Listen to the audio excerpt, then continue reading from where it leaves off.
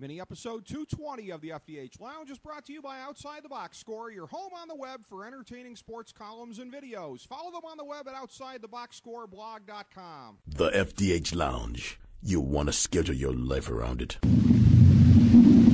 A long time ago, on a gloomy, wet Cleveland spring night, two men stand alone amidst the late-night drizzle. Their voices echo across the vacant station parking lot as they debate the merits of the great American radio show that have been missing for far too long. On that night, an idea was born. That idea became the FDH Lounge.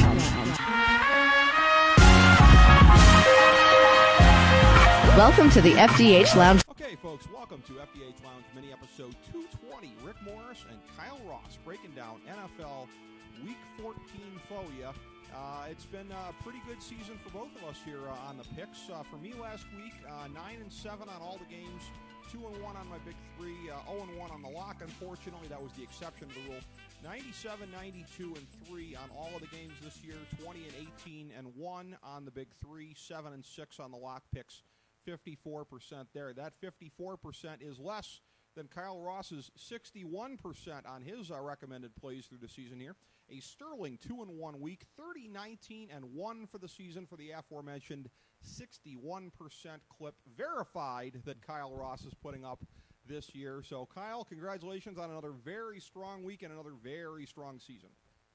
Yeah, and I'll tell you what, a couple ugly wins last week, though, for me. I mean, let's not think that these were great winners by any means. But the second time in, I believe, 3 weeks, I used both the Browns and Cardinals en route to a winning season.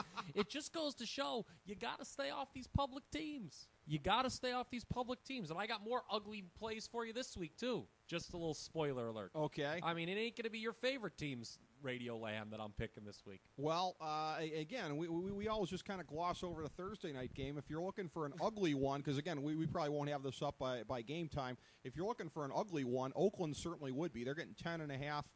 Again, you're not catching this probably in time. You've got to check the FDH Lounge Twitter account for this. But the pick there, my pick is Oakland getting the 10.5 in this one here. I'm guessing this is not a recommended play for you.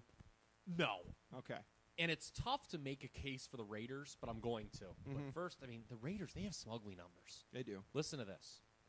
This is not breaking news, but it's something I discovered while you were speaking. Okay. In games where they did not play teams named the Cleveland Browns, Kansas City Chiefs, Jacksonville Jaguars, or San Diego Chargers, all of whom stink, by the way. Mm-hmm. These are how many points the Raiders have given up to everyone else. 35, 31, 37, 23. By the way, that was to Atlanta, in Atlanta. Kind of an interesting anomaly there. That at Atlanta would be the anomaly. 42, 55, 38, 34. So in every game they play a team that doesn't stink, they've basically given up at least 30 points. You have to like Denver's shot chances to get to 30 here. But, Dennis Allen, you always hate to make light of a tragedy for betting purposes. But, we saw with Kansas City last week again. We don't want to we're going to tap dance on that subject, I'm sure. But sometimes it carries a team. The way these Thursday night games go, I would have no interest in laying 10 points with anybody. So I would give a small agreement with you on the Raiders. I mean, certainly not one of my big three. But, Denver's probably going to get to 30, which means, you're going to need Oakland to get to hopefully 21, which is tough. So bet on your own. Please be advised. Bet with caution Thursday night. Exactly. On this AFC West matchup. And for as much as the Raiders need a rallying point right now, would it be reprehensible of me to say I hope the medical facility his dad's at has a metal detector at the gates? Oh, come on. I'll tell you what. One thing I did hear this morning. I don't know if you heard about this. The John Gruden rumors. I might become a Raiders fan if that's true. Again. John Gruden to go back? They're talking to him apparently. Well, see, it's coming out once again. My gut instinct is always right. You know that I always surmise that there, everyone knew there was a little bit of a rift between Al Davis and John Gruden at the end there. I mean, why would you get rid of a coach who took your team that was the definition of mediocre for 10 years, made them great? Mark Allen clearly has no fear of ghosts, if that's the case. Well, here's the thing. I've always said it, and I'll maintain it till the day I go to the great beyond. Al Davis was jealous that John Gruden became the face of that organization. Sure. The whole Chucky mantra. He was jealous, and he didn't want to give Gruden his money, and so Gruden stuck it to him in that Super Bowl. So I'd love to see John Gruden back because I've been bitter. It was very difficult for me even to root for the Raiders when they made the Super Bowl under the fine Bill Callahan. So I'd like to see that for the Raiders. By the way, Denver has scored 30 or more in 6 of their 7 games during the current win streak. But I think one of the things we're looking at here, the Thursday night game is a real equalizer. How fugly those games are. It boils down to the fact that Denver's kind of due for an off game. They've had a few too. I mean, the last 2 weeks they've been close. So they have been. Looking at the rest of the schedule here, the Battle o' the Beltway leads off our Sunday look here. The fiscal cliff has nothing on this one. Here we go. Baltimore Ravens here we go. Are at Washington, and Washington is again. They started the week. This started as a pick-em. Washington now a little bit closer to what your standard would be for a home team under the circumstances here.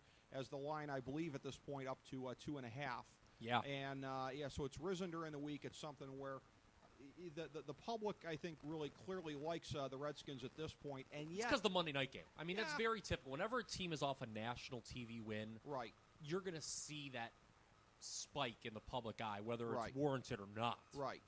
And it's a thing where, again, and this might sound a little bit strange because I've been a little bit slow to believe in Washington.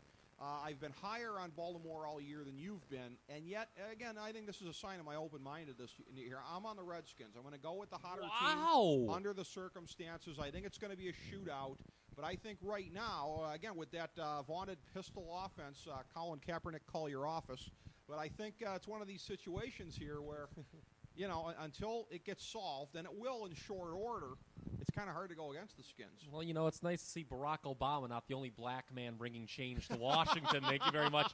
Unfortunately, I'm kind of with you. I think the Ravens may be in the John Boehner role come Sunday when they're told what to do. Your boy, how about that for that? I was working on that one. I wanted you to keep going. I was like, I got to get all these references down.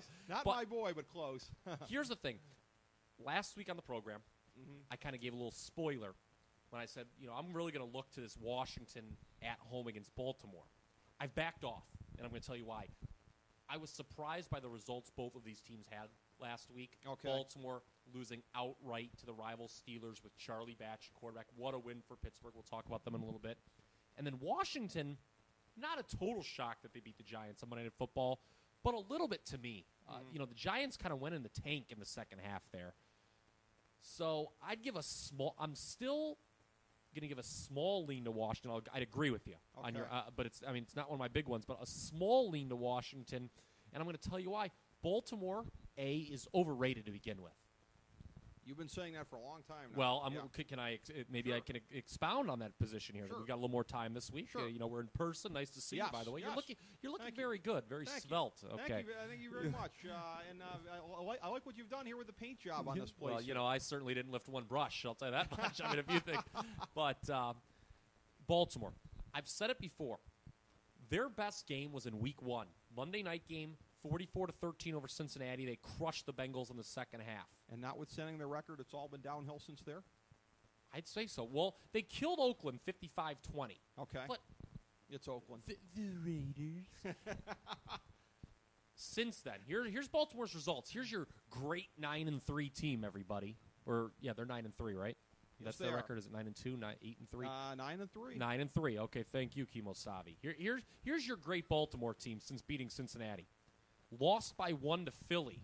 That looks horrible now. Beat New England by 1. Beat Cleveland by 7. Beat Kansas City by 3. Dallas by 2. Lost to Houston by 30. Beat Cleveland by 10. The win over the Raiders, 55-20. That looks good. Beat a Steelers team that was without Big Ben by 3. Beat a no-account San Diego team by 3. By the way, they probably should have lost, but unfortunately Norv Turner's still employed. And then they lost last week to Pittsburgh. I'm telling you, this is a definite go-against team for me come playoff time. Yeah, I don't think they have a deep run in them, especially with the injuries on that defense. Now, I know we disagree here. I like Ray Lewis a lot. And it's easier for me to root against the Ravens without Ray Lewis in there, without that heart and soul. And I'd like to make one more point here about Baltimore. Yeah. averaging just 16.5 points per game on the road. That's not enough to keep pace with this Washington. No. Now, Washington's pass defense last week, notwithstanding, stinks for the most part. They have gotten a little better, though. Washington, not the best home team. They had lost 9 of 11.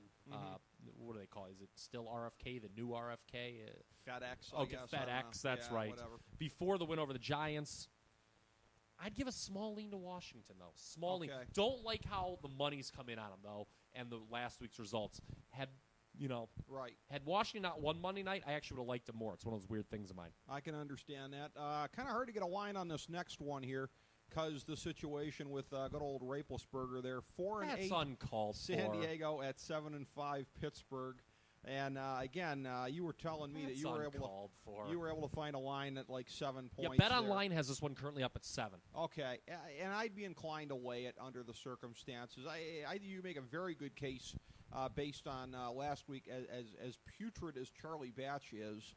Tell me that they couldn't beat a San Diego team coming halfway across the country, trademark Kyle Ross, if they could beat Baltimore. So, yeah, in either instance, I think the Steelers are going to cover this one.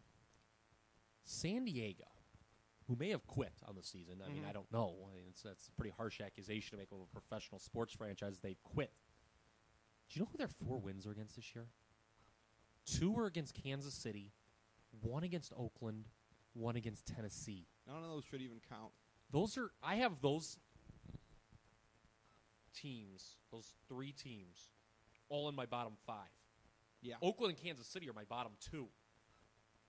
I even have Oakland below Jacksonville now at this point. Really? Yeah. Okay. But, I mean, it's tough. Here's the thing. The Chargers have lost now, 7 of 8. The one win was over Kansas City, I believe, on a Thursday, if memory serves me correct. It's the only game they've covered the spread during that stretch. They did push with Denver in the rematch, not the game that they gagged infamously on Monday night that really tanked their season. So, early start time, like you mentioned. I have no interest in West Coast teams playing at 1 o'clock. But Pittsburgh's kind of in a natural letdown spot off the win over Baltimore, aren't they?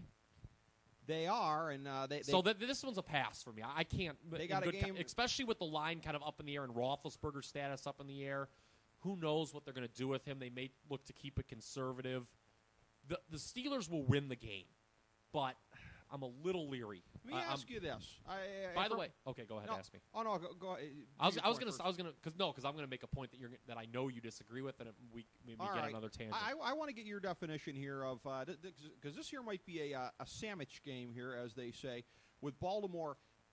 Would it meet the criteria of that? Let me ask you this, because this is a rival purely in the historic sense. Their next game is against Dallas. No, it's that rivalry between the franchises that's not a look-ahead game. This ain't Tom Landry and Chuck Noll. I mean, a lot of these guys. I mean, you know what's sad? And I'm not like trying to cast aspersions on anyone, but you hear things like Ryan Tannehill didn't even know what division some of these teams are in. Yeah, I bet you if you polled half of the players, they don't know Pittsburgh and Dallas played a bunch of times in the Super Bowl in the 70s. Multiple times. They don't. That would be pathetic, actually. All right, so what's the point I'm going to disagree with? I have Pittsburgh number 5 in my power rankings. Wow, I don't have them on my top tier. There's a lot of people. At this there's point. a lot of people, and by a lot of people, I mean people you don't care for. Yeah. Okay. All right. Your Colin Cowards, your Trent Dilfers. You name 2 people I don't care for. And how do you not like Trent Dilfer? I know you don't like Coward, but. Well, Trent Dilfer's a bitterman who doesn't realize that at that stage of his career, he wasn't fit to do anything more than hold a clipboard for Charlie Fry. That clearly was the case. He's just a bitter guy. Kind of like Doug Flutie. Like Doug Flutie type. Now, that's another one that I can't understand. How do you not like Flutie Flakes? Because Doug Flutie's just a guy who couldn't accept his role. You're a clipboard holder, dude. You're a tiny little guy. You're good for a spark off the bench. But Doug Flutie, let's be real, was no Rob Johnson. Yeah, I'll tell you what, no one listens to either Rob Johnson or your boy Chaz Fryer right now, okay? Yeah, the only people listening to them are the people, doing discount shopping at Walmart at 9 in the morning, okay? Now, well, those greeter positions have a high platform. Yeah, but those... Yes. Sorry, I didn't mean to rattle you there. But... I think the Steelers, I mentioned this a couple times throughout the year, high ceiling for them. I could see them winning out. Sure. I could see them winning out and possibly winning a playoff game. I'm not going to go as far as some of these people who think that this team can make a Super Bowl run in them. But, hey, remember, who last year at this time thought the 7-7 Giants. I mean, granted, it was a couple weeks after the 7-7 Giants would win the Super Bowl. The Steelers have done it before too. They've they've kind of been 500, and they got. I mean, the last 3 Super Bowl winners have been like that. Green Bay got in the play 2 years ago. This could be a repeat of that. You got to look for that team who gets hot, and with at Dallas, which quite frankly is one of the easiest venues to win at in the league for a road team. Right. And then home for Cincinnati and Cleveland. I see a 10-6 finish for Pittsburgh. Could very well happen. Yeah, I don't have them on my top tier yet. They could crash at some point, certainly. This next one here, a game with ties between the two teams and a very curious line move. The Browns. The Browns? Your imitation of boat shoes is better than mine. They're laying 6.5 in this one, up from 4.5 earlier in the week. Kansas City, of course, coached by Romeo Crennel, QB'd by Brady Quinn. So the parallels start there. Sadly, the parallels continue into some bad areas. This is not shades of a potential Peyton Manning return to Indianapolis. No, it is not. Much, okay? This will not have the soap opera drama of a potential Denver-Indianapolis playoff game. No, it is not. But it's a thing too where, and this is just an odd thing. The sad parallels with Kansas City. They played Carolina last week, where Ray Caruth, wasn't that maybe like the closest parallel to what we saw last weekend? Oh, jeez. And then. Yeah, I mean, that's an odd kind of coincidence. Yeah. I didn't know. Well, there's that, and then the Browns sadly had a guy on the Browns keeping step and hang himself at team headquarters. So it's like both teams. I mean, granted, how many of the players knew the guy as well, whatever. But I mean, it's just really, really odd that Kansas City in back-to-back weeks plays a team that have been under maybe similar circumstances. Just a lot of condolences for me. Yeah, you know me. I'm a real bleeding heart. A lot of condolences. Sure. For me. I mean, it's a sad situation, and I just I feel really bad. I mean, Romeo Crennel again. I don't think he's a head coach. I think he's a great defensive coordinator. I think he's overmatched in that. But I mean, one of the nicest guys in the league, and very proud of how he's just taking charge of that situation there. I mean, he's the right man for the job at this moment. Especially given what he saw. That's time. Horrible. In that front story. of him. Yeah, I mean, that's awful. And again, and this is a thing here too, nobody should ever kill themselves. Nobody. Having said that, if you've decided firmly you're checking out, you want to say goodbye to somebody, send them an effing text. Do not shoot yourself in the head in front of them. Okay? He was not doing Pioli and Crennel any favors there, Kyle Ross. No, but he was obviously mentally ill. I understand. And I'm going to make the easy transition to say please get us out of this. the first of my big three this week. Okay. Kansas City plus 6.5. I liked them at 4.5. I love them at 6.5. This is a Cleveland Browns team that has not won a game by double digits in 2 years. I think the stock market's a little too high on them right now. They've won back-to-back games. But let's take a look at their 4 wins, shall we? Or pardon me, 3. The one win I loved, as you remember, their first win of the year. They were 0-5.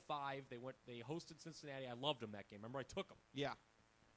Their other 3 wins this year, at home versus San Diego, 7-6, one of the real dog games of the year. Yeah. Early start time for San Diego. Thank you very much.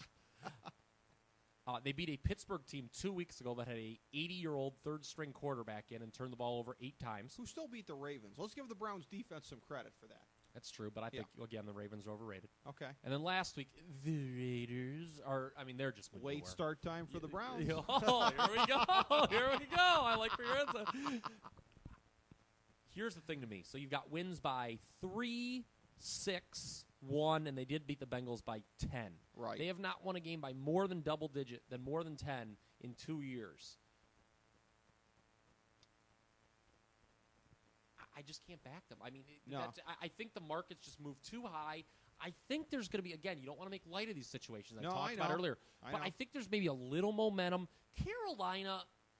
Kansas City, and Carolina is qualified too, is a team that I maintain is better than its record. There's talent there. It's just been an awful year. They've actually cut the turnovers down after all those games where they were turning over 4 times. They only had last week, by the way. They won. Not coincidentally, the first game all year they didn't turn the ball over. Sure. So, good focus there. So, they've only turned it over 3 times in the last 4 games. Some momentum. I'm not saying they'll win the game outright, but I could see them winning it outright. Okay. Kansas City, the first of my big 3 this week. See, and I think Kansas City will cover and may well win. but I try to stay away from matchups that involve two very bad teams. I just find the degree of predictability goes down even further in my estimation there. So I agree with your pick. I just can't really, put my ass behind it here, so to speak. But when you're looking at this again, and the point spread 6.5, the Browns aren't better than my high school alma mater, Valley Forge High School, by 6.5 points. So I further agree with that point. Cornell and extra minute motivation too for Cornell and Quinn. It is. Going back into Cleveland. They're going to be really focused for this one. I don't be surprised to see Kansas City's best game here. And Brady Quinn, who I always felt got a bum rap in Cleveland. So, yeah, I mean, he's got all the motivation he needs at this point in time. So you and I agree on the outcome of that one. Indianapolis and Tennessee here. The Colts are hosting the Titans in a game that I'm gonna guess largely because the execrable Titans are involved. Only gets Ian Eagle and Dan Fouts on this one. Our first announcer alert. Okay. As opposed to one of the higher combos on the depth chart at CBS. And I can understand why under the circumstances here. This is something, again, though, in terms of looking at it, the Colts laying 5.5 here, up from 5 earlier in the week. I just keep coming back to this, though, and I'll give a hat tip to USA Today Sports Weekly with a little article here. Close wins are the theme, but again, 5 of their 8 wins wouldn't have covered the 5.5 points this week. Beat Minnesota by 3, Green Bay by 3, Cleveland by 4, I love where your head's at Miami here. by 3, and okay, that's it. So there's your 5. So it's one of these things where Detroit by 2 last week. And Detroit by 2. Yeah, you're right. So they're annoying. Tennessee is, I should say. They don't do what you expect them to do. They're a groin-punching kind of a team. I see them coming in the back door here and getting inside of this 5.5 here, just to lose by probably 5 right on the nose. So my pick would be Indy wins, but for our purposes here, I would take the points in Tennessee. Yeah, the Colts are one of it's interesting. On our I've referenced this, I think, just about every week now, ever since you and I both kind of realized that we were early on it too. A lot of people were still laughing when the Colts. Yeah. I remember when they had beaten Tennessee, when they beat Tennessee the first time, and that put them at, what did that put them at? I think put them at 4-3 for the year when they beat Tennessee the first time. Remember that game against Miami? We talked about the importance. We did. That's been the springboard. I mean, this is a Colts team that has now won 6 of its last 7 games. Yeah. The only loss to New England. In New England, no shame there. Chuck Strong, yo. Yeah, I'll say this. It's going to be interesting because New England's going to take a step, or not New England, pardon me. Indianapolis is going to take a step back next year, I think. Sure. I think they're overachieving this year. It's the Chuck. And by the way, why don't you be nice? I think Bruce Arians is a legitimate Coach of the Year contender. The thing that I find hilarious as a bitter Browns fan, some stupid team out there is going to take a flyer on Bruce Arians and believe that this guy is actually worth a wet crap as a head coach, which is going to be hilarious. I just hope it's a team I don't like so I can laugh at them. Am I wrong what I said, though? You may not like the man. For what they've, they're playing for Chuck Pagano. You might as well put a cardboard cutout on it. He's not there, though. Yeah, I mean, somebody's got to coach. Somebody's got to manage. That's a tough situation. Look at New Orleans. Your boy Joe Vitt, okay, and Stone Cold Jonathan Vilma. How are they doing without their coach? Not very well. Yeah, and then Drew Brees, who we don't like. Yeah. But I was going to say your boy, then I realized you don't like him. You don't like him either. Yeah. I like the over in this game. This isn't not a recommended play. The over? Okay. Yeah, but if you want to get a little exotic, Tennessee is really horrible. If they hadn't beaten Miami 37-3 a couple weeks ago on the road, their point differential would be about as bad as any team in the league. That's one of those big WTF specials of the year. You're going to look back on their that other like, 3 what wins. Happened? Tennessee's other 3 wins this year, besides that, were by 3 at home over Detroit, a wild 44-41 game. By 3 over Pittsburgh on a Thursday when they were getting a Thursday night home game, and then by 1 at the gun over Buffalo. Tennessee is a very bad team. I'm with you, though. The Colts, I don't want to lay this many points with them, though. They are. And for Mike Munchak, who likes to fire cancer victims, it sure looks like what goes around is going to come around in his case here with Bud Adams. He's already been put on notice. So, if the Colts win this game, aren't they pretty much in the playoffs? They 9-4? I mean, the last game of the year, they're probably going to draw a Houston team that's resting its starters. Maybe 2 of the last 3 weeks to some degree. Houston won't be going full on. In Houston, may be starting to segue into that. Well, that's next week. Yeah. I mean, if Houston were to beat New England, They're also getting Houston on a short week off the New England game. More on that later on, sports fans. But then they're at Kansas City, too, in between. I mean, the Indianapolis Colts have made the playoffs, ladies and gentlemen. They have. And we said it. I don't think I ever finished what we referenced. You and I both said that they'll be better solely because of Andrew Luck. Yeah. Even we didn't think they'd be this good. I think we both had them 6-10. And I said to you off air, they've already won 8 games. You and I kind of split the difference between the last 2 seasons, but this year has shown, and it is a tremendous testament to Peyton Manning when you take him out of there from last year. They're much closer to the team they were 2 years ago than last year.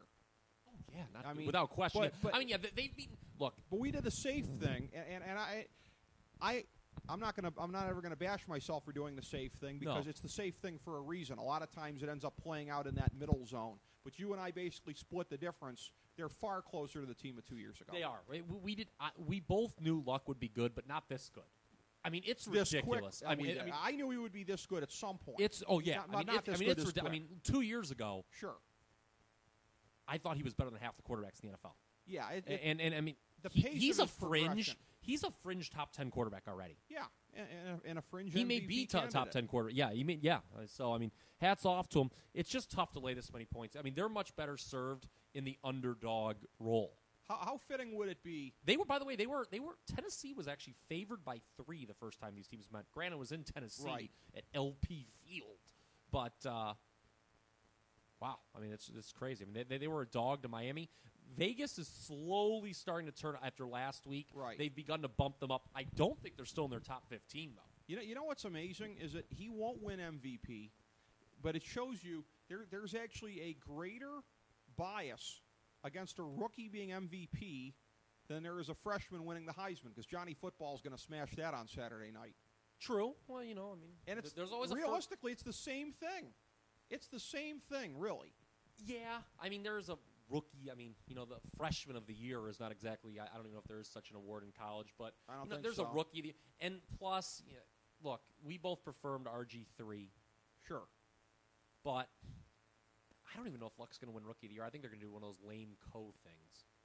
Well, it would have to split out exactly, but, and if, I mean, granted, you can't fix it, but, I mean, there's been co-MVPs before. If people point to the 94 NBA Rookie of the Year co-award here, look, if it was that easy to do, Miguel Cabrera and Mike Trout would each be walking around with half an MVP. Yeah, that's very true. Rigging these votes are not easy. You're true. We go from a team like the Colts. John Kennedy would beg to differ, by the way. Yeah, well, he doesn't have Daly and the Chicago machine to fall back on anymore. This next one here, Kyle, you've taken a pass on a number of games this year. Even though again it goes at the expense of my overall record. What the hell? I mean, that's part of my gimmick. I'm gonna play every game. I haven't seen a game this year I wanted to stay off of as badly as this. Characteristically, I'll make a pick, but I hate this game more than anyone I've seen all season. The 5-7 Jets at the 2-10 Jaguars.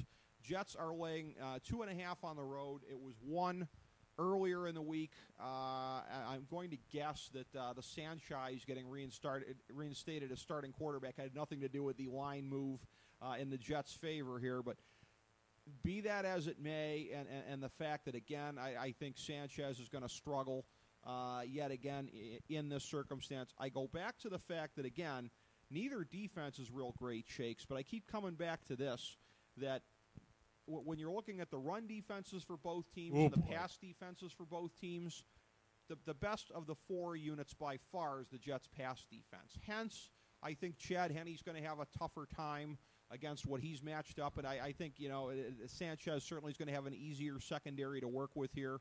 They're going to use Green to keep pounding the ball, which again that's going to work better against Jacksonville than it will most teams. A team giving up an even 144 yards a game on the ground.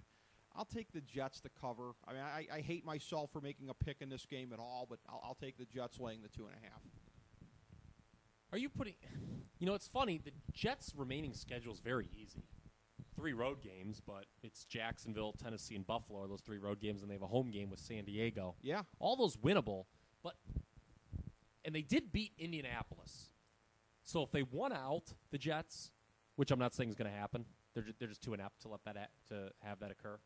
They do have an outside chance at the playoffs, believe it or not. That's amazing. But but they're not going to get there. I could see them losing this game, but here's the problem. I just saw this. Jacksonville gave up 232 yards rushing to Buffalo last week. Yeah. Oh, oy vey. Yeah. A pass. I mean, this is a pass for me. I'm not playing either of these teams. Yeah, that's smart. You're smarter than I am in laying The off Jets of this did one. win last week, by the way. They did. They did. Over an Arizona team that, by the way, I thought I was like looking – when I remember I said before the year they'd win 5 games. Yeah. They started 4-0. I was humiliated. My face was red. I didn't want to talk about them. They all of a sudden, 5 wins is looking pretty good. Something I learned a long time ago from fellow FDH Lounge dignitary, original dignitary Nate Noy here. Most things in life will regress or progress to the mean. Oh, yeah. And Arizona has certainly proven us right on that one here. There's a team that it's very rare that I get set up for a segue as good as this one, but I'll take it. It's very rare that that I have a chance to set up here like this. Atlanta, you've been waiting for them to regress to the mean all year long. They haven't. A team with only 1 loss thus far. They are laying 3.5 at Carolina. And again, I've been much higher on Atlanta during the season than you have. One of the things I keep looking at here, though, having said all of that, is that the smart money, from what I can see, seems to be lining up on Carolina. Plus, the Falcons, who have had, and people keep pointing to this year, their improved defense, the fact that they've been better. They have been, but if you look at both their rushing yards and passing yards against, it's a little more of a bend but don't break situation. The way that you couple that with the fact of the way that Newton's been playing the last couple of weeks, I like Carolina to get within that 3.5. I like your hat. Maybe to win outright. I don't think so, but I think they could certainly lose it by 3, and that would mean you play Carolina. This is the second of my big 3 this week. Carolina is. If I'm going to play this game, you know which side I'm going. I thought for sure you'd be on Atlanta. I'm a little surprised. I try to mix it up. Yeah, well, here's the thing. Carolina had Atlanta dead to rights in that first meeting. Yep. In the Georgia Dome, one of Atlanta's several close wins this year. It was a 30-28 game. Ron Rivera, as he is akin to do, completely screwed up the final minutes by Cam Newton, if you remember, fumbled after he converted a 3rd down. The ball was recovered, but it was then short. Rivera then inexplicably punted, despite the fact he's a 6'6" quarterback who had just gotten 3rd and 1. Why he wouldn't have gotten 4th and 1, I don't know. And this was in Atlanta territory. It wasn't deep in Atlanta territory. They weren't in field goal range. They were, if I remember, about the Atlanta 45. I don't know why he didn't go for it again. They punted. It was a nice punt. Next thing you know, Matt Ryan dropped a 50-yard bomb, and they wound up kicking the winning field goal. I just think this is a natural letdown spot for the Falcons. They avenged their only loss this season. They beat New Orleans last Thursday in the Georgia Dome. In typical Falcon fashion, they made it very interesting. Boy, I know there were a lot of people holding their breath on that review when New Orleans returned that fumble. I thought they were going to lose the cover. Sure. Falcons held on, but they were bailed out by a horrible game from Drew Brees, too. Atlanta's a team. It's funny. You talk about me kind of being lower on Atlanta than most people. I've actually got them higher right now than I've probably had them all year. 3. I have them actually as the top NFC team. Just because these other NFC teams, I just keep seeing flaws. Right. And while I don't think the Falcons' ceiling is as high as teams such as the Giants, the Niners, or the Packers, they are more consistent. Still not going to be crazy about them in that divisional round when they're hosting one of those teams, a Giants or a Green Bay or a Chicago, possibly in the divisional round. But as for here, they have the Giants. Speaking of the Giants, they have the Giants at home next week. So I see the Falcons being a little distracted here. Yeah. Carolina, they're like, oh boy, what happened to them? What happened to them? Another a team that I think is better than its record. Ron Rivera. Yeah, I've been critical of him all year. But, I mean, look at some of their losses. Okay, they were blown out by the Giants. They were blown out by Denver. But other than that, lost by 2 to Atlanta, 4 to Seattle, 5 to Dallas, 1 to Chicago, 6 to Tampa and OT, 6 to KC last week. They're always competitive. So I see them, although they haven't been good in revenge spots. I'm seeing here they're 0-6 with same season revenge the last 3 years. It's against the spread. Carolina's my second big pick this week. Second of my big 3. Second of your big 3. This next one is very interesting. We just covered 2 teams in the NFC South. One more is the home team in this next one here. 6-6 Tampa Bay hosting 3-9 Philadelphia, a team that has truly had the bottom fall out from underneath its season, and that is one hell of an understatement. Tampa Bay is laying 7.5 in this one. Had been 9 earlier in the week, interestingly enough. This is one, again, in talking to you off air, we seem to have the same kind of a sense in this one here. As much as I like Tampa Bay, and I'm a little bit more prone than you are to believe that they're for real, and by for real, I mean the fringiest of fringe playoff contenders at this point in time here in the NFC. 7.5, I don't know.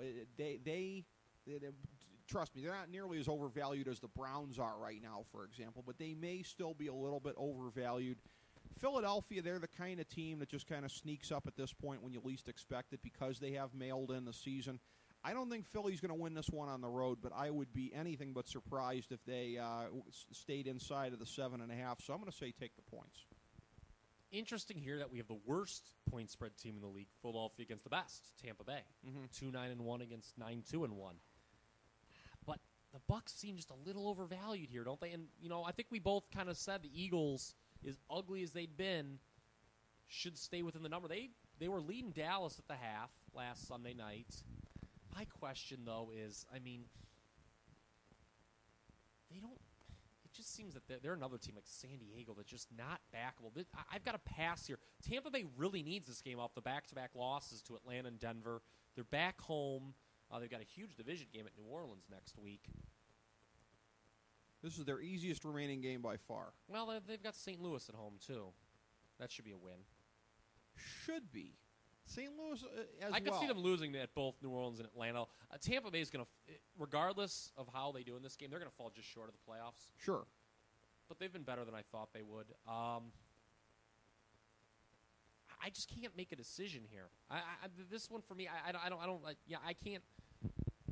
This is a pass. All right. This is a pass. Honestly, and I'll tell you what, I feel even better about my pick of Philadelphia. I hadn't done the math on this like you had, the 9-2-1, 2-9-1 dealio here. Here's why I feel even better about Philadelphia after hearing that, because you and I always talk about this, and I feel like doing the show this year, I've learned a little bit more here about how to follow smart money and Vegas trends and everything like that.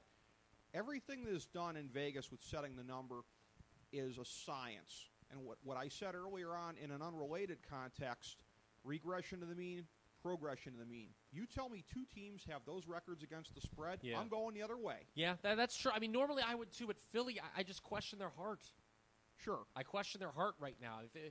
There just aren't many. Them and San Diego are very difficult to back right now. Well, and if I may quote they have talent, but I just think they've quit. If I may quote Ahmad from the Bad News Bears, the original Bad News Bears back in the day, yeah, their heart's pumping Kool-Aid, no question about it. But by the same token, I think they can stay inside of the number. That's all that really counts in this situation. Close only counts in horseshoes and hand grenades. True. And betting on the NFL. And covering your plays. You talked a minute ago about that Tampa should beat St. Louis at home, and they'll be favored. The next game here involves St. Louis in another road situation here. Having said that, St. Louis is only, at this point, a half game back of Tampa in this thing. If you consider Tampa to be a fringe playoff team here, you have to say the same thing about the 5-6-1 Rams. They're at the 5-7 Bills here this week as the Pitt Smarts Voda crew from Fox is on this one. And this is one where, as I'm looking at this, Buffalo's laying 3. I really kind of struggled on this. On a neutral field, I like and respect.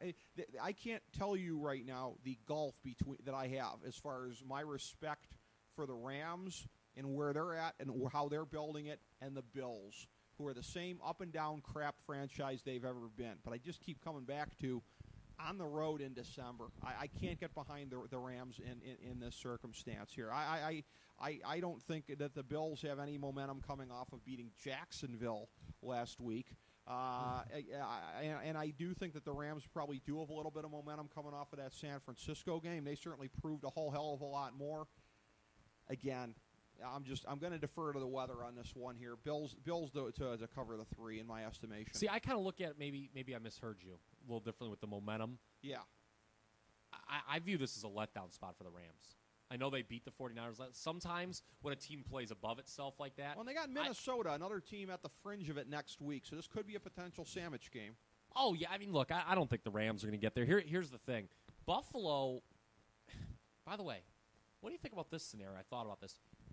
What about Alex Smith being their starting quarterback next year? Chances? Greater than 15%. Didn't Fitzpatrick just get that swank new deal at the end of last year? There's always, let me tell you, I know that you're a Republican. There's always ways to get out of those deals.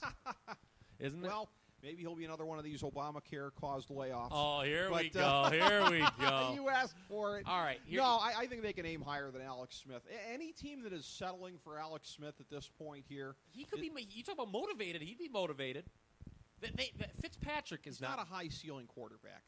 No, he's not, which is why the Kaepernick's better to draft somebody. Better to draft my colleague Nate Noy's idol in life, Geno Smith, right now. Better to draft somebody like that than to go with Alex Smith. Okay, very interesting. Yeah.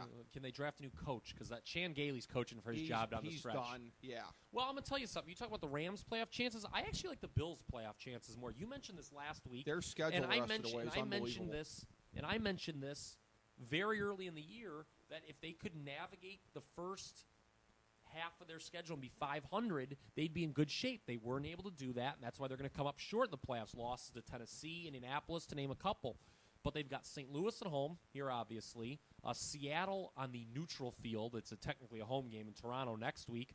At Miami, and then the Jets. They could conceivably, they'll probably lose one of those games, but still, 4-1 finish is kind of what I was thinking before the year started, which is why I thought they could maybe backdoor their way in. I didn't think the AFC would be kind of I think it's going to take 10 wins to get in the AFC playoffs this year. I think so.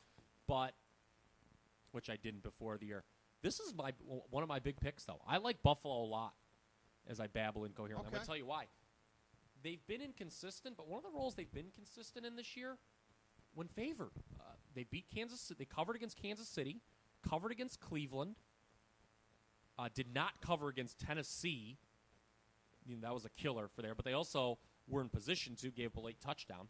But covered against Miami on Thursday night, covered against Jacksonville last week. So they're 4-1 straight up and against the number one favorite this year. St. Louis let down spot off the win over the Niners. And I'll tell you what, the Rams are great against NFC West teams. Against everyone else, they've been the Rams, quite frankly. I think all of their wins, with the exception of Washington in Week 2, have been NFC West games. They only have one non-division win. That's one of the more inexplicable phenomena out there. Well, because I think they're built to beat those. A lot of the NFC West teams are built very similarly, and it's cold as well. This is an indoor team playing outdoors in December. True. I was going to say one of the inexplicable phenomena of nature. But I like Buffalo for that. So I mean, not a lot of success outside the division. Buffalo, pretty small number.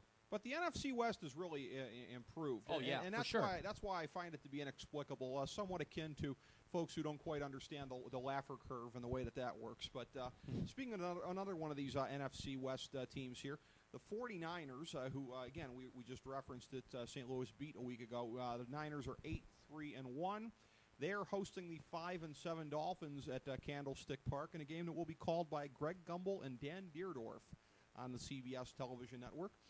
San Francisco is laying 10 in this one, and it's been a fairly solid line through the week here. Not really much movement in this game.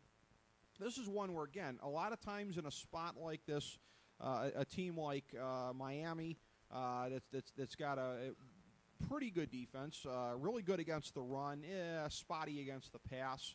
I would like them to stay inside of it under general circumstances. I kind of came into the game with a certain disposition that way.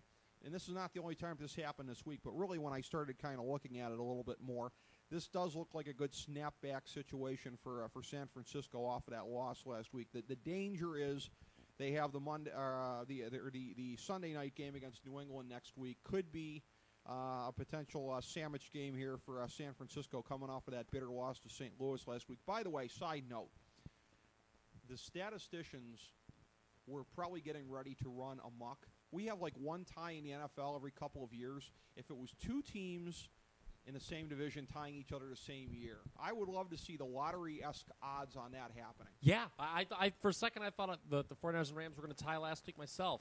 Here's the thing. look for a low-scoring game here. The 49ers have not lost back-to-back games, by the way, under Harbaugh. They're going to win here. The question is going to be the back door, which is what has me staying away from this game. This is a big game for Kaepernick to see. I mean, they might try some things. I just don't think Miami's got the horses to keep up here. But they did backdoor New England last week. But again, they backdoored New England last week.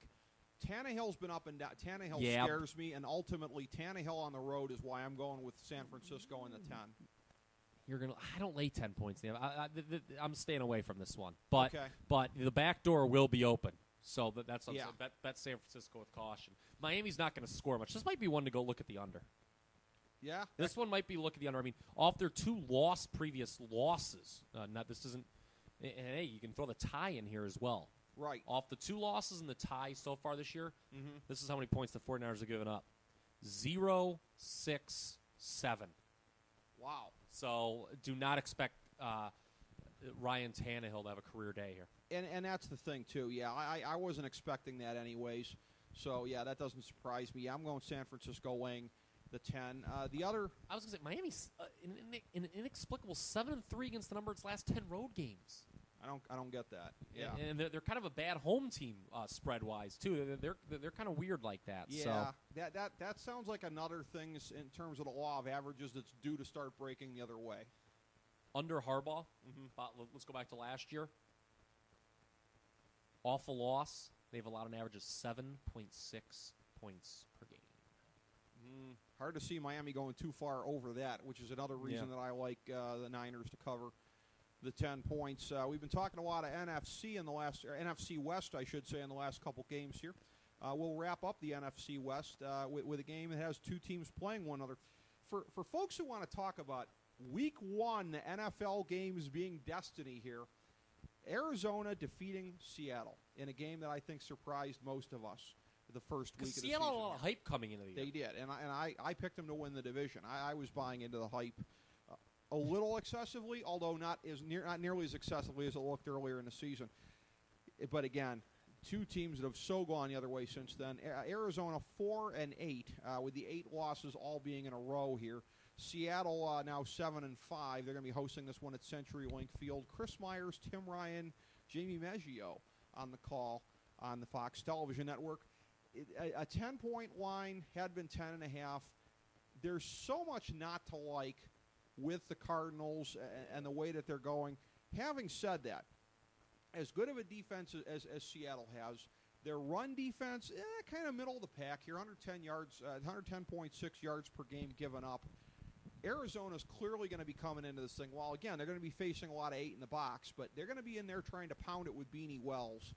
And I talked about Minnesota in a similar spot last week. Not that their offense is nearly as bad right now as Arizona's, but kind of the same precept. If you can just kind of keep it close with your running game, I look for Arizona to do that. And this is one where, again, of the teams that I'm picking that are dogs with good-sized spreads this week, this is one of the clear ones. This is the clearest case of where I think it's a backdoor situation. I think Seattle's going to have this one in hand, but Arizona probably just sneaks inside of the 10 at the very end here and screws everybody that went against them. So my sense is Arizona to cover for a second time against Seattle, just not to win this time.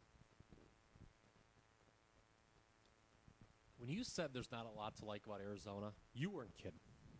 Not only is it 8 straight losses, you know what's really discouraging? What? In 2 of their last 3 losses, they've gotten a total of 10 turnovers from the other team. They had 4 against the Jets. They forced 4 turnovers against the Jets. Still lost. 3 weeks ago, by the way, I took them in both these games. 3 weeks ago, they got 6 turnovers from Atlanta and still found a way to lose. Sure.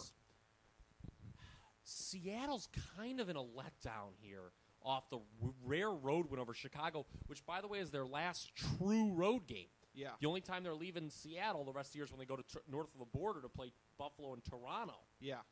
Other than that game, they have 3 division home games. Seattle's getting to the playoffs. Right. And they'll probably get backdoored here, but I want to bring up something. Right. Let's give Pete Carroll some credit. We all make fun of him, coach him up, Pete, for smacking asses and, doing his rah-rah shtick. But is it a case that he's one-upped Harbaugh this year? Carroll went with the kind of wacky move of Russell Wilson, unconventional against selecting him to be the starter instead of Matt Flynn, who they gave all the money to. It was the right. I mean, at this point, is there any doubt that was the right move? No, I thought it was stupid at the time, but I can't second guess it. No, Russell Wilson's been great. Any other year, he's Rookie of the Year. Mm-hmm. I mean, what a rookie class. Meanwhile, Harbaugh's kind of, in the middle of a second straight strong year, has made a kind of a unconventional switch at quarterback. Jury's still out there. Very much so. I mean, Harbaugh tried to Coach him up Pete, and who knows? I mean, everyone regards Harbaugh more favorably than Coach him up Pete, but right. Yeah, I just wanted to point that out that, right. As Coach him up Pete maybe dance a little circle around Jim Harbaugh. Well, if Carroll wants to stay eligible for Coach of the Year, he's going to have to escape the pitfall next week. Not beating the Buffalo Bills, but getting across the border with weed smuggled in his ass, like we know he'll probably try to do. Oh, now come on. I'll tell you what, Seattle, look, it's funny that we all didn't like the NFC West. Yeah. You picked them to win the division. I didn't, but they're going to make the playoffs. They are. Seattle's going to be, they're not going to lose more than a game. I think they could beat San Francisco, certainly at home, with right. that home field advantage. But do you agree with me on Arizona to cover this one? I mean, it's not a recommended play, but I can see the back door. I mean, it's a kind of a natural letdown for Seattle, even though they've got revenge. Okay. Seattle's one of those teams that I just don't want to lay 10 points with, really, against anybody. The next one is one that I find inexplicable to me as far as when it's being played. Because to my knowledge, the flex season has started for NBC, and you wouldn't know it by looking at the game this week here. The 4-8 Lions at the 8-4 Pack at Lambeau Field on Sunday night here. Michaels, Collinsworth, Tafoya on the call. Hard to believe they're not flexing out of this one here, unless they wanted to, and the NFL said, "Hey, flex these nuts. You're keeping that game." But really.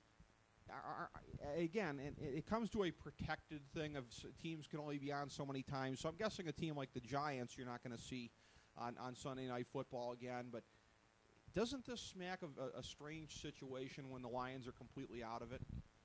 Quite frankly, Rick Morris, it doesn't matter what two teams are playing Sunday night because there's only one draw. And that, to me, is what is Bob Costas going to say at halftime? What issue Something will he else inappropriate. What issue will he go off on this week? That's what I want to see. What else will he needlessly politicize? Will he maybe talk about health care this week?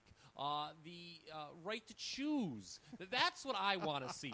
Bob Costas, the moral conscience of America. Oh. That is the true draw on Sunday night. My pick on Sunday night is Bob Costas plus 14. I am seriously about to retch after that. Bob Costas. Yeah, well, we'll see if he's got the stones to say denounce Papa John's for their Obamacare layoffs there. Let's see if Bob Costas. I'd love to hear that. I'd like to see. I just hope they hurry the first half up so we can get to Costas because that's what I'm going to tune in to see. I may actually skip the first half and just tune on at halftime and tune it off. Yeah, well. Certainly not tuning on for the hard-hitting debate of Rodney Harrison and Tony Dungy. Oh. Talk about a guy whose politics I don't want to hear, Tony Dungy. His far-right fascist politics. More of Tony Dungy, a moral man. Oh, yeah, moral man. More of him, less of Bob Costas. No, Bob Costas is a guy that, in my opinion, has once again raised the bar and set the standard in journalism. Bob Costas, my hat's off to you. You might be small in stature, but your words stand tall. Hey, Bob, I'm sure Orenthal, your old broadcast colleague, agrees with you that guns aren't necessary for a crime of passion. Yeah, but let me tell you something. They can do more, okay? Let me tell you. Look, there could be an emergency mini episode scheduled right here if this train goes off the tracks, because I'll tell you what. That O.J. defense. First of all, O.J. never been convicted. Was never convicted there, so all the more reason to friend the FDH Lounge on Facebook, because then you'll find interesting little debates like this, like we had going on. You ought to be ashamed here. That whole OJ. I love gun guy. By the way, I'm not gun. I mean, this is a football gun guy. Yeah, but, I don't own any, but I am gun guy. Yeah, I just don't own any because I'm too lazy to go buy them. But I am gun guy.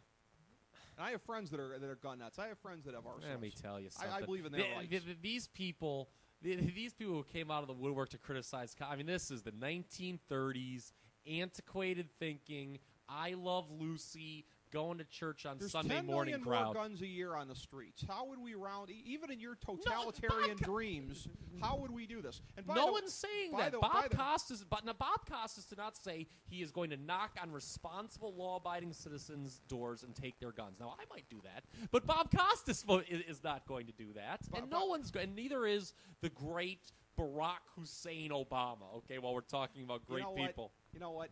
CM Punk's got nothing on me as I'm about to shoot here. Kyle Ross, from knowing you and your lifestyle, you are a selective nanny state enthusiast, shall we say. Oh, are you? You're a very selective, narrow nanny state enthusiast as I shoot. Now, here's the thing. No one said anything about law. Again, I want you, gun guy, to name one instance of a law-abiding citizen who has had their gun ripped away from them. Well, the guns are being sold the last 4 years very strongly because gun owners know that Obama would take them away if he could. No, he wouldn't. Sure. What basis do you have for that comment? Well, you're the guy that always says to me that Obama doesn't push hard enough for the things that you want. He just doesn't have the stones to push harder. I don't believe that. He's a gun control enthusiast in his heart of hearts. Yeah, gun control. Yeah, gun control. Gun control means take them away. No, it doesn't. It means having reasonable laws. This is not the Wild West. Folks are arming themselves. Hey, yeah, don't get me started on these doomsday people. Well, look, okay, yeah, because that's going to happen. Just like Y2K happened, and just like these freaking yokels who think the end of the world is coming in 2 weeks because some stupid Mayan calendar said so a billion years ago. Yeah, okay, those people had it right. That's why they hit the bricks. 5 million years ago. Give me a break. No one. I don't believe. All things considered, I don't believe in taking responsible. Honestly, because I know what you were wink, nudging at there. Yes, I am. Okay, let me tell you something. Yeah. Just like that, it's the 5% who ruins it for the other 95%. Okay, and you know I'm true. You know I'm right. Well, and as far as the federal government. And trying to here we go. I think my boy G. Gordon Liddy had some thoughts about the alcohol, tobacco, and firearms folks there and some of the excesses of that. Does the name Ruby Ridge ring a bell to anybody out there? I don't like the ATF. You know me. Well, okay. I don't like them. Left and right do converge on a few I've things told here. you. I don't like the ATF. That, well, I don't care for them. Suffice it to say you'd like him if it was just the F. Oh, I mean, no. Okay, get the F out, okay? Okay, but no, I don't know what the crossover is to our wrestling fan enthusiast. I know a certain one down by Louisville, wink, wink, nudge, nudge. Beyond that, I don't know how many other folks are going to get that reference, look, but that's the awesome. bottom line is this. Give me Costas. No one is going to take away their guns. It's so fun. Like, here's the thing. Yeah. And this little bonus coverage here for you in this mini episode. We're getting a little political, which we've tried to always do. Okay, here we go. I hate special interest groups. There's nothing special or interesting about any of them. I don't care if you're left or right. I'm glad to hear you denounce unions and women's groups, Kyle. Thank you. Well, here's the problem. They serve their purpose very nice. But here's the thing. Because they're so, just not level-headed. It doesn't matter. Here's the thing. Why do people, and by people I mean you, people of your ilk, hate the ACLU? Don't give some smarmy answer. I'm going to tell you the answer. Because they blindly, it doesn't matter what the person did. Yeah, they blindly, it doesn't matter what you did. They believe in representation for which, everyone does need, you just can't, you can't convince, even people like Jerry Sandusky need lawyers. It's just the way it works. Yeah. Just to pick up. He had a lawyer. Okay. But here's the thing. Why do people not like them? Because it's even in the most severe instances, they will advocate support for someone. Okay. I'm hey, Nazis should be allowed to march through black or Jewish neighborhoods. Again, they're extremists. Okay. Well, the NRA is the same way. Look, should we... Was there any kind of active... These people were calling for Costas' head. Here's the individual NRA folks on Twitter. I didn't see any big organized movement here. Bob Costas. That's because the NRA types can't figure out how to turn on the damn computer yet. Okay. I think most people like me, most people who agree with my point of view, are probably just like me. Wow, I'm annoyed that he just went on this. And again, typical liberal kind of appeal to emotion. We go. Well, it was an appeal to emotion, not reason. It was not an appeal to reason. It was like, guns are bad, okay, Mr. Mackey. But like, what are you going to do about 10 million guns per year going onto the streets? If you believed in totalitarian America, you still couldn't pull it off all the way. He didn't say that. He just called for sensible gun policy. And we may need a red dawn someday at what's coming out of the Beltway. So let me just throw it on that marker. That is not going to happen. Okay, we are not going to. All right, all right. We're all over the map here. Let's refocus. Yeah, we are. Let's refocus. That a good. Okay. All right, here's the NRA. Look, I believe, there's a Second Amendment in this country, and it does need to be upheld. It does. But that does the Second Amendment. I'll stop you right there. Okay, well, I'm going to keep going. The Second Amendment does not mean that Joe Schmo should be able to go to Walmart, say, AK-40 dick, please, and then just be handed it and walk out. There's limits on everything. You can't buy machine guns. Nor should you be. But the NRA thinks you should. According the NRA's policy is, you know what? If Joe Schmo wants to walk into Walmart and say they're just like the ACLU in that instance. They have fought tooth and nail against every regulation. That's why they have no credibility on the issue. I think unlike the ACLU, they have some legitimate worries about a slippery slope. I think that's where I would disagree. Well, there's slippery slopes. Look, I don't agree with everything the ACLU does, but there's slippery slopes. I mean, if you say, this guy, Jerry Sandusky, can't have representation, who's to say it doesn't slip, I think Jerry Sandusky should have representation on par with Lionel Hutz, which is what it looks like he had. So the system worked. Here's the thing. Those are fringe groups, and I just think that all Bob Costas did, like the gun people over, oh, my God, he's going to take away. He wasn't saying that. He wasn't saying that. Well, he was ambiguous what he was saying. And I love when people if you're ambiguous, then you're... I mean, he did have, and I'm not making – he had 90 seconds. And he has said that subsequently, and I'll cut him a little bit of a break on that, particularly because he said, I tried to get into something that doesn't allow for the amount of nuance in there. That's my whole thing. It's a much more nuanced thing than what he said Sunday night. Guns are bad, okay, she would be alive, blah, blah, blah, blah. You don't know that. The man was in a homicidal rage. My preferential scenario here would be if he was coming after her in a murderous rage, she picks up a gun, shoots him. His brain still gets splattered, but she's a hero that saved her own life. How many times does that happen, though? She's the one that needed the gun. How many times? Think about it. Here's the thing: Too bad she didn't have a concealed carry permit. How many times does that really happen? Like the old, like the harkening back to the Wild West, where this guy, where an individual was accosted, and they could say, "I had my gun and I saved myself." More often than not, it goes the wrong way, George Zimmerman style. It goes the wrong way. We still don't know what happened. I know, but still, I'm just saying that it happens in. It goes bad. Sure. People are too. Here's the thing.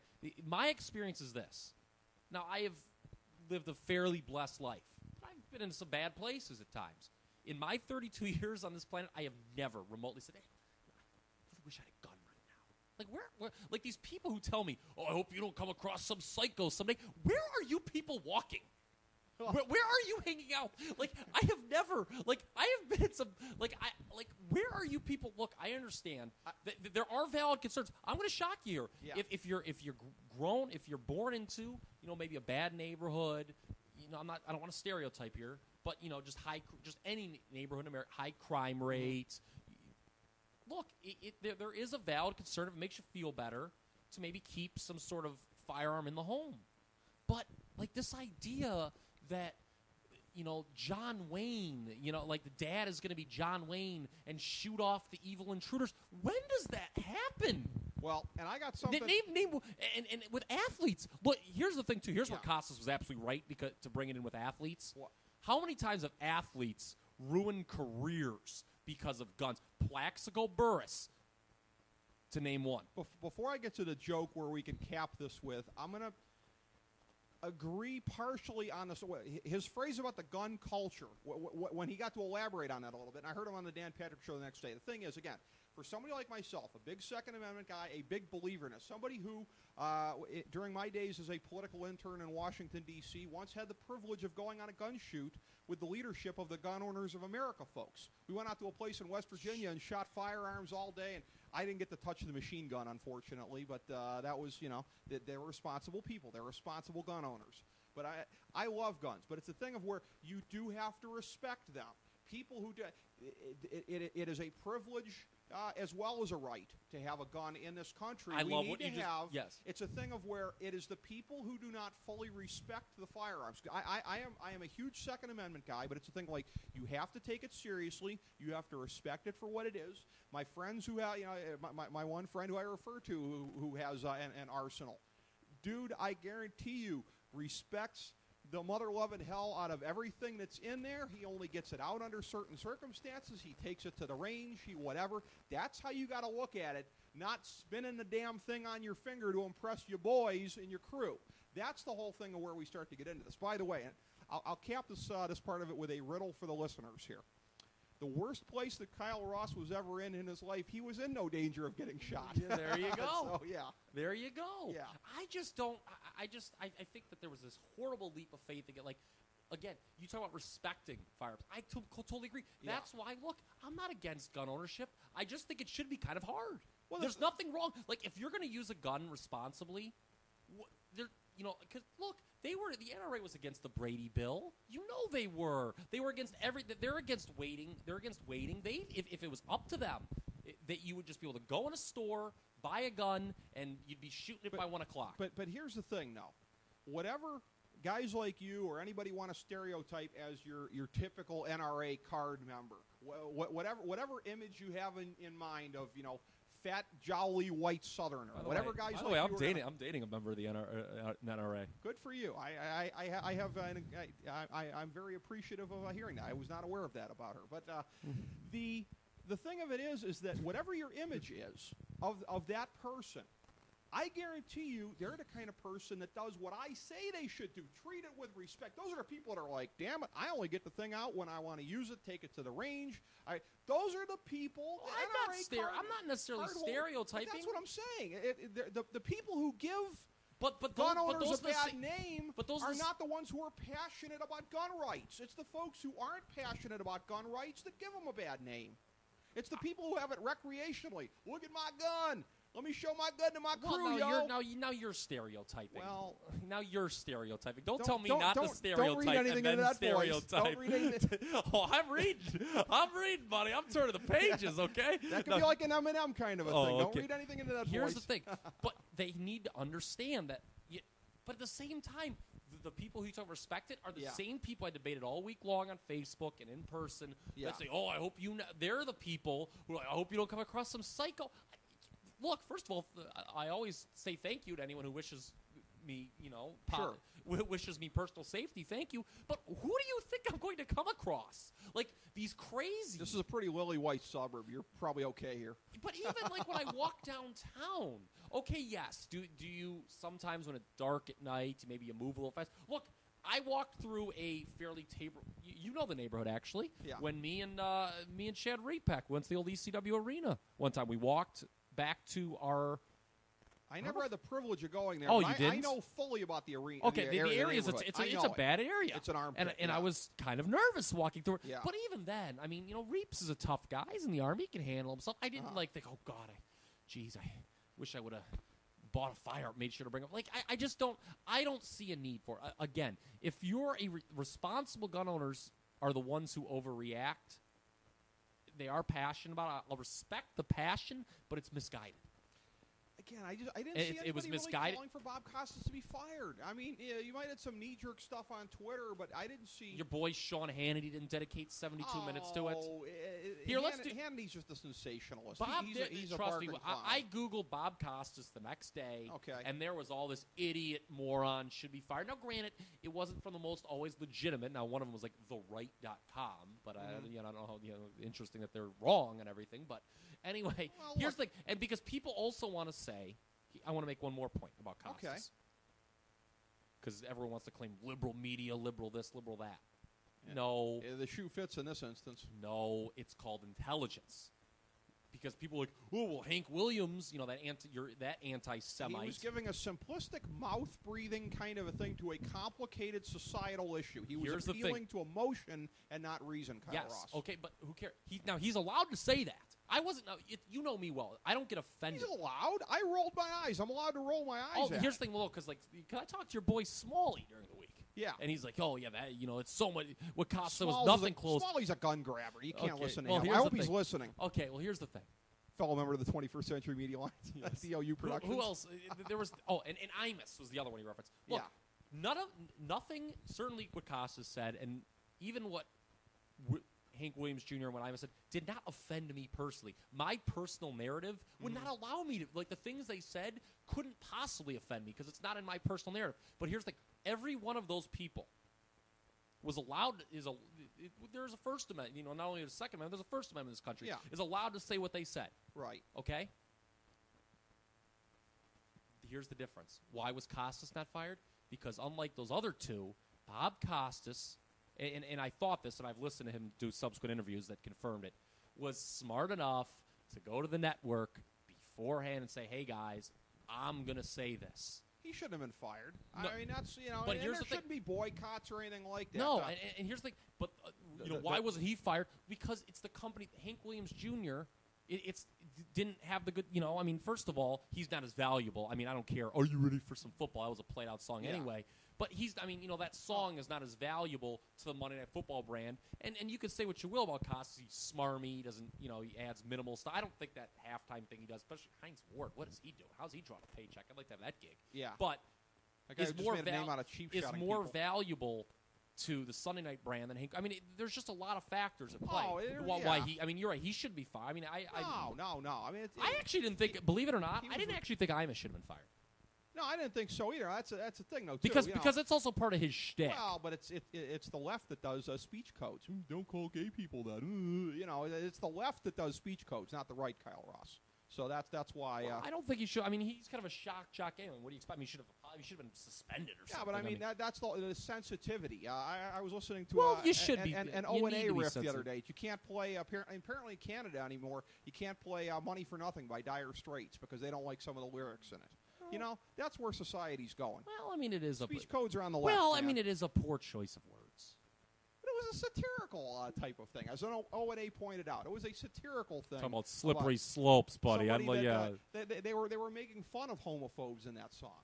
Oh, they were. Yeah, they were. Yeah, I like Mark Knopfler. I like that song, but I have no problem. I have no problem with that part, and I know everyone who knows. So it should just be excised from any viewings. So wipe it out of our cultural history when that video plays on VH1 Classic, which, as I understand, they've done.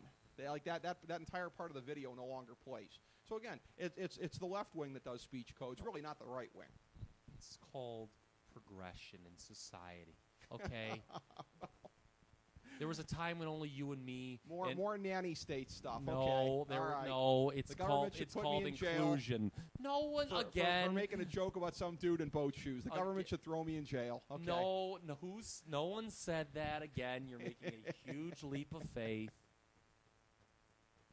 Well, again, as I say, speech codes come from that side of the political aisle, not the right side. It's just called being mindful of people.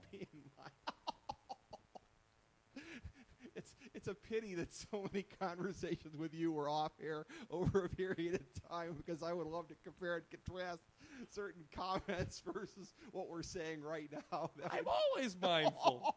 When have I not been mindful? You are shameless enough to say that, and I am defenseless enough without the proof to put these things on the air. Don't think I've ever slandered anyone. Well, that's one where we clearly have to agree to disagree, since I don't have the proof on that right now. Merely what my ears have told me in many humorous off-air conversations. You must have heard wrong. I'm sure that's what it was.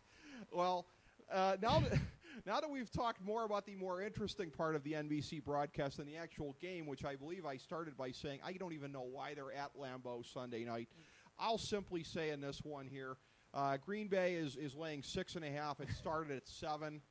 I think they're on a roll at this point. I've got them rated higher in my power rankings than you do at this point. I got them 4th. That in the offensive NFC. line has concern.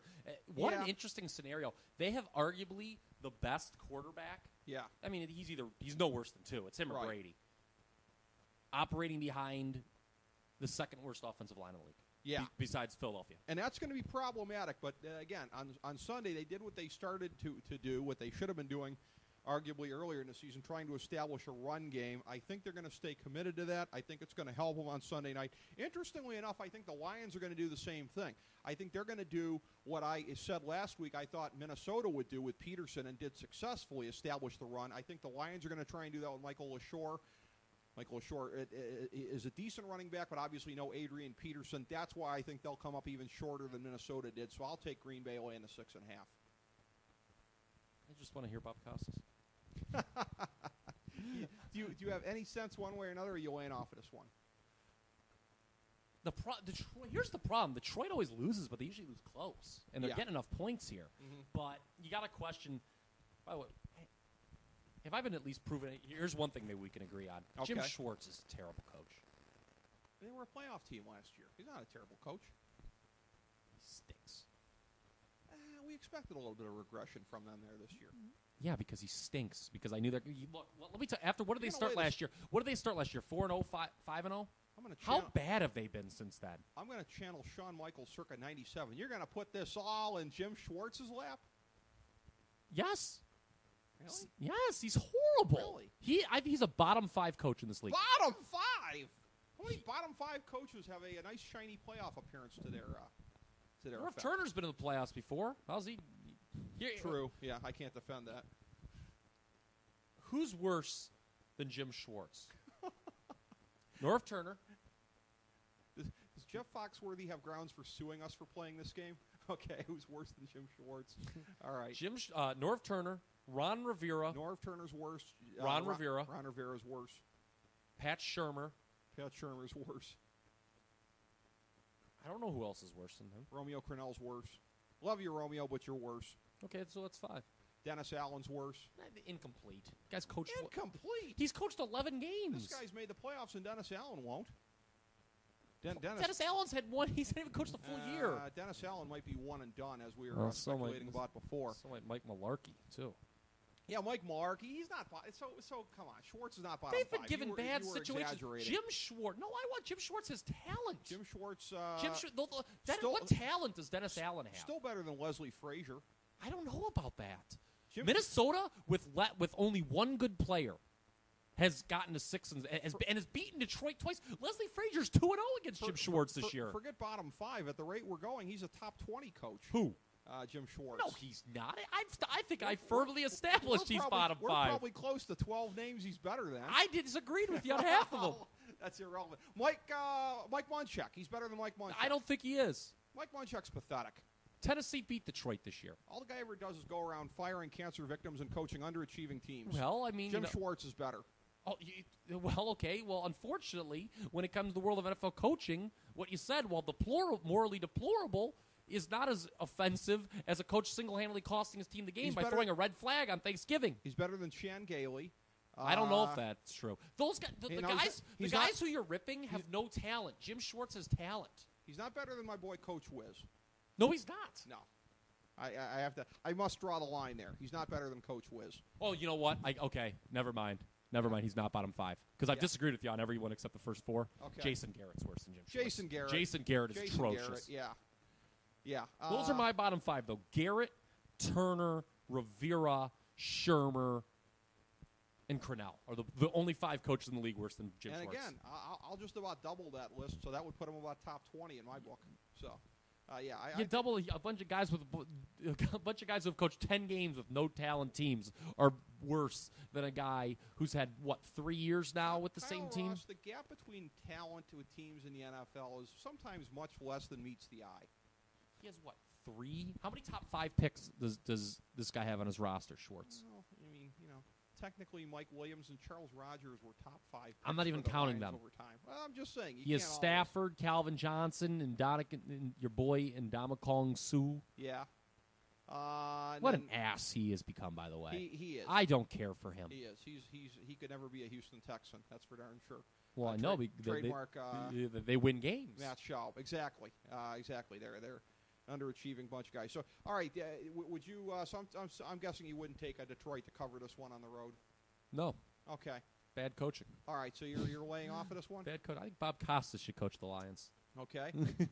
Last one to get to before I'm a big 3. One of the games of the year, Monday nighter, Houston at New England. the 11-1 Texans at the 9-3 Patriots. And again, this is a 3.5-point line for New England. Had been 4.5 earlier in the week, so the money seems to be going Houston's direction. And yet, I'm going the other way on this one. New England really, really needs this one for playoff seeding. Houston, not so much. Houston's biggest test thus far earlier in the year.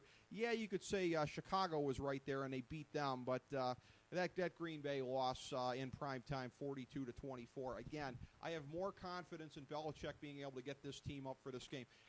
I don't back off from the notion that these teams will meet for the AFC Championship. We've said it all year. We have said it all year. Would win. We have said that all year. But that has nothing to do with this right here. I think New England, in order to be able to get to that spot in the AFC Championship, needs this one worse. I take the Pats on Monday night laying the 3.5 at home.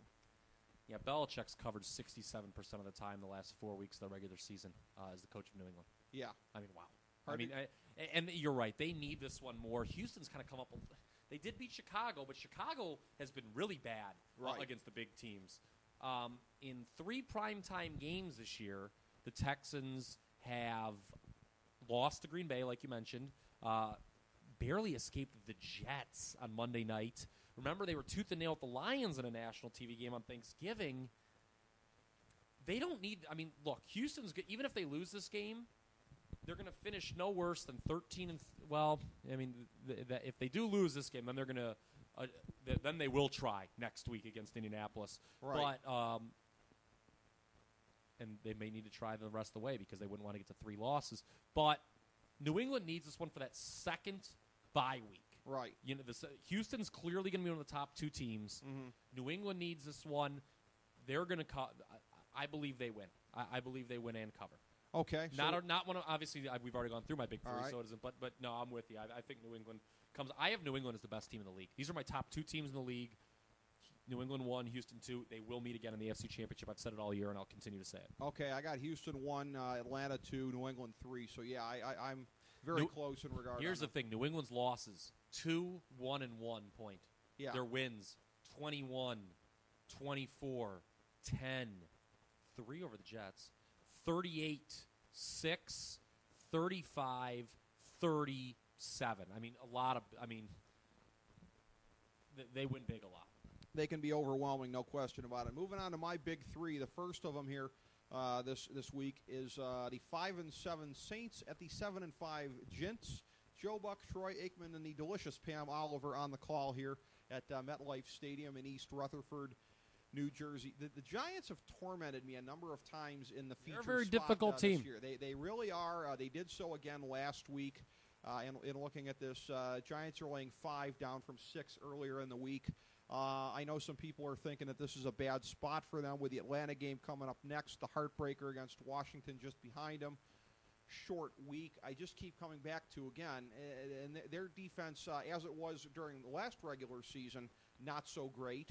But the Saints is just even worse. This is a game that, again, should be a shootout. Think it will be.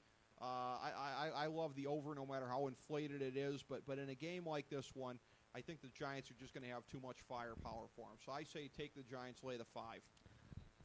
Last 2 times these teams have met, both were in the Mercedes-Benz Superdome, one of the few venues. I like to always mention the nickname, the sponsor name, pardon me. Saints crushed them both times. Yeah. You know, I think the Saints are going to keep this game close. They're off back-to-back. I know that their season's essentially over now because with the back-to-back 10-point losses to the Niners and the Falcons. But Drew Brees played horribly in both games. Yeah. Can he play that bad again a 3rd straight week? The Giants are always that bad home team. I'm going to tell you something here. All year long we've been talking about that the turnover rate among playoff teams could be its lowest ever this year. Mm-hmm. It's always been between, since 1990 when they instituted the current 6-team per conference playoff format. It's been slightly modified with the 2002 realignment to 4 divisions instead of 3, but still. There's been never any less than 4 repeat playoff teams, never any more than 8. Yeah. This year, we've been saying for a long time that's probably going to be 9. It's going to snap the string. Yep. It is going to break it. Were the Giants going to gag and bring it down to 8? Here's the thing, now. Because here's the thing. New Orleans and Detroit are not going to make it from the NFC, so that's 2. Over in the AFC, Indianapolis will supplant either Pittsburgh or Cincinnati. Yeah. Both Pittsburgh and Cincinnati will not make it over into Indianapolis. Mm-hmm. The only thing, unless if the Bears just really continue to fall apart, mm-hmm. the only other candidate really is the Giants blowing this NFC East. Right. I actually give a small lean to taking the points here. Okay, but here's the thing, and here's why I lean towards the Giants even more, is that, again, and you look back to especially down the stretch last year, this historically, and even this year, when it looked like the Giants were starting to hit the skids, and this is a thing where, and again, nobody knows more than me, as I said, because I've come out the bad end on this a few times. I'm trying to gauge where a team is in the course of a roller coaster season, and the Giants are prone to roller coaster seasons. Witness how they're playing right now. This strikes me as one where they can't lose this game. If they lose this game, the wheels could come off. The Giants are survivors. They always have. They will survive. Yeah, but and they need this surviving doesn't necessarily mean covering. Two different things. My sense is if they win, it won't be a squeak by. It'll at least be a touchdown, and they're laying 5. So that's why I like them. I know we're going to differ on the next of my big 3 picks here. 6-6 Cowboys at the 7-5 Bengals. Tom Brenneman, Brian Billick, and the deliciously tanned Laura Oakman on the call on Fox for this one. The Bengals are laying 3, up from 2.5 earlier in the week. My inclination coming into this, because I am a Bengal skeptic, again, would have been to be on the Cowboys here, in the sense that, okay, everybody's too much believing in the Bengals now, time for them to start to go the other way. Bengals, a very streaky team. Start the year with that big loss to Baltimore, win the next 3, lose the next 4, win the next 4. Okay, time for them to go into the tank here. I agree. Having said that, you're this is why I'm on the Bengals, and this is why it's one of my 3 big picks of the week here, with them laying the 3 points. For the Cowboys, opposition this year is destiny. It's all about who they're playing. Again, you look at it, and early on, maybe not so much. They did beat the Giants in the opener here, and then Tampa, albeit, was that Tampa before they were Tampa? I don't know. Then again, they lost to Seattle before they were necessarily Seattle. But the games since then, they lost to Baltimore. They lost to the Giants. They lost to Atlanta. They lost to Washington once they started to get it going. They beat Carolina. They beat Philadelphia. They beat Cleveland. And they beat Philadelphia again. I have yet to see them since September, and arguably even including September, if we're going to take that Tampa Bay game out of the mix, beat a decent team. Go into Cincinnati and win this game. What have they done since that Giants game to show they can do this? I say lay the points with Cincinnati in the 3. I'm going to disagree. Okay. I think, as you know, and we talked about last week when they were laying 10 to a miserable Eagles team, we certainly didn't like them in that spot. But Dallas, this almost made my big 3 going the other way. But the only cause for concern I have is that under Jason Garrett, Dallas is 1-12 against the number off a win. Okay. Oh, good God. By the way, it speaks to what a horrible coach he is. Mm-hmm. But getting points, the Bengals, I'm not sold. Their last 3 wins, Kansas City, Oakland, and San Diego, big whoop. I mean, who have they beaten? I mean, I guess they beat the Giants, but so did Dallas. And their other wins were Cleveland, Jacksonville, and Washington before Washington was hot. These teams are very even, which makes me think taking the points is the way to go. All right, but in the case of the Bengals, though, they're also at home. So but Dallas is worse on the road, or worse at home than they are on the road. Dallas and the Giants are better road teams. True, but that's by the way, this is Dallas's only road game in a 6-game stretch too. All right, so we differ on those 2. Getting to my 1,000-star gold-plated lock of the millennium for NFL Week 14, my lock picks slumping to 7-6 after the last couple of weeks here. This last one here, the 8-4 Bears at the 6-6 Vikings. 1 p.m. Eastern Time Sunday at the Mall of America Field in Minneapolis on Fox, as 3-time FDH Lounge guest Kenny Albert is on play-by-play, along with Daryl Moose Johnson and the dirty shoulder breaker Tony Siragusa roaming the sidelines, bellowing incoherently. And sorry, Kenny. In looking at this one, Chicago is laying 3. It had been 1 earlier in the week, so I'm probably chasing the money and going this way. It's a dangerous spot in doing that. It makes road favorite Ricky. We got to get a sound effect for that. Yeah, another road favorite Ricky sound effect. My only road favorite of my big 3 this week, and yet it's my lock pick. again, I think this is a bounce-back game for the They need it. For the Bears. They need it.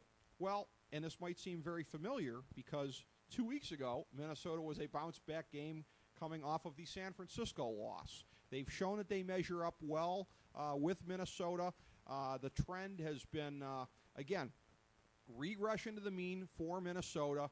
You look at the way that Christian Ponder has been playing, since that hot start to the season, what they've been doing, and particularly since Percy Harvin got banged up. It's really been a different story with them.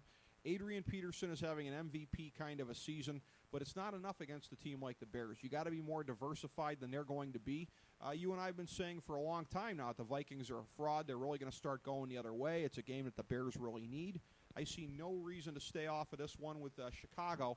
Chicago covers the 3. Are they going to beat them as badly as they did 2 weeks ago by 18 points? Probably not, because 2 games back-to-back this closely together. Minnesota's going to be studying the tendencies here. So it may not be an 18-point loss for the Vikings, but it'll be more than 3, so take the Bears. I obviously just don't like the line, the way a road favorite, the public's on. I don't like that. But I'm inclined to agree. The Bears really need this game, and Christian Ponder is terrible. Mm-hmm. He stinks, and he stunk. He was never more stinky, I don't believe, than he was against the Bears the first time around. I believe his quarterback rating was a 10. Yeah. A 10.3. I'm not sure if that, I'll have to get the crack staff if that's ESPN's QBR or the more traditional one that makes no sense. But that's only double what Brandon Weeden did in the opener. Yeah, 10 points. That sounds like an ESPN QBR, but only twice in the last 6 games he's passed from 160 yards. Yeah. Bears only win the last 4 weeks. The Bears are trending in the wrong direction, man. I'm coming off them. Remember, before the year I picked them to win the NFC. I'm coming off them. Okay. But the Vikings are another team that's, after that good start, they've kind of been sliding. Their only win, they've only won once over their last 5 games, beating the aforementioned poorly coached Detroit Lions. And I guess for me, it's all a matter of trajectory. The Bears are sloping downwards. The Vikings are plummeting, and that's the difference between the two. Yeah, they're not. Their last.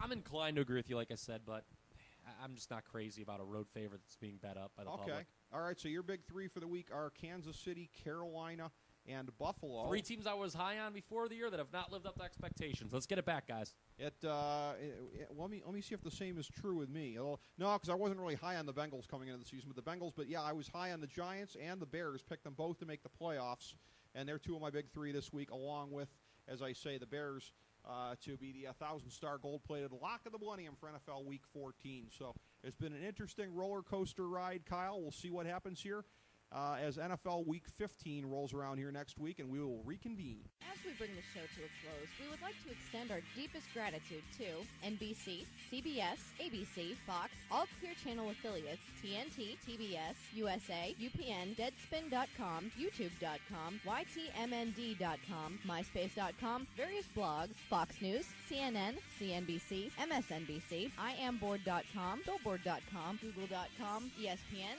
ESPN2, ESPN News, ESPN Classic, NBA TV, NFL Network, Sports Time Ohio, Athlon Magazine, Comedy Central, Cartoon Network, The Boomerang Channel, QVC, BET, The Spice Channel, Steno Notebooks, Manwich, Papermate Office Supplies, waitresses, strippers, bartenders, garbage men, janitors, microwave popcorn, the writers of The Office, Scrubs, Entourage, My Name is Earl, Oz, Metalocalypse and the Boondocks, Aquafina, and the Periodic Table of Elements.